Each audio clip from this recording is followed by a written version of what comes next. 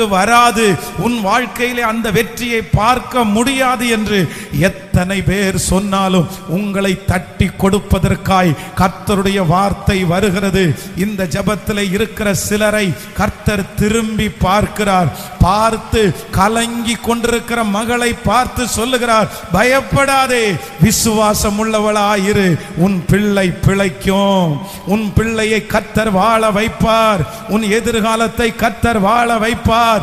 ஓ பயப்படாதே, அந்த கடன் பிரச்சனையிலிருந்து உனக்கு ஒரு விடுதலை உண்டு. பயப்படாதே, விசுவாசம் உள்ளவளாயிரு, இந்த சூழ்நிலையை தேவன் மாற்றுவேன் என்று வாக்கு கொடுக்கிறார். கைகளை அசைத்து ஒரு ஹல்லேலூயா சொல்லலாம். எனக்கு ரொம்ப ஆச்சரியமா இருந்துச்சு.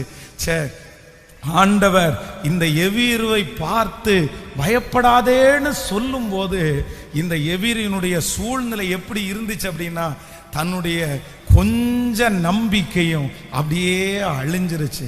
நீங்க இந்த ஆண்டவராகிய இயேசு கிறிஸ்து திரும்ப இவரோட சேர்ந்து ஃபாலோ பண்ணி அவங்க வீட்டுக்கு போகும்போது பார்த்தீங்க அப்படின்னா, சந்தடி பண்ணுகிறவர்களா அங்க பார்த்தாங்களாம்.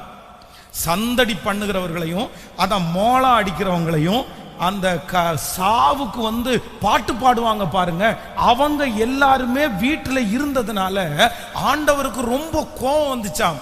உள்ளே பிரவேசித்து நீங்கள் சந்தடி பண்ணி அழுகிறது என்ன, பிள்ளை மரிக்கவில்லை, நித்திரையாயிருக்கிறார் என்றார். அப்ப நான் நம்புறேன், இந்த மனுஷனுக்கு ஒருத்தருக்கு மட்டும்தான் விசுவாசம் இருந்திருக்குது, அங்க இருக்கிற யாருக்குமே நம்பிக்கை இல்லை.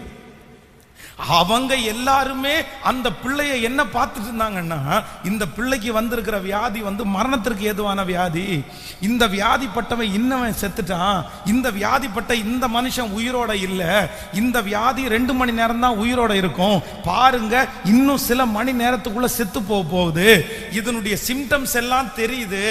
அப்போ சுற்றி இருந்த அத்தனை பேருமே இந்த குழந்தை செத்து போயிரும் நினைக்கும் போது நான் நம்புறேன், தேவனை பார்த்து பிழைக்கும் என்று கடைசி நம்பிக்கையை வச்சது இந்த தேவ மனுஷன் மட்டும்தான்.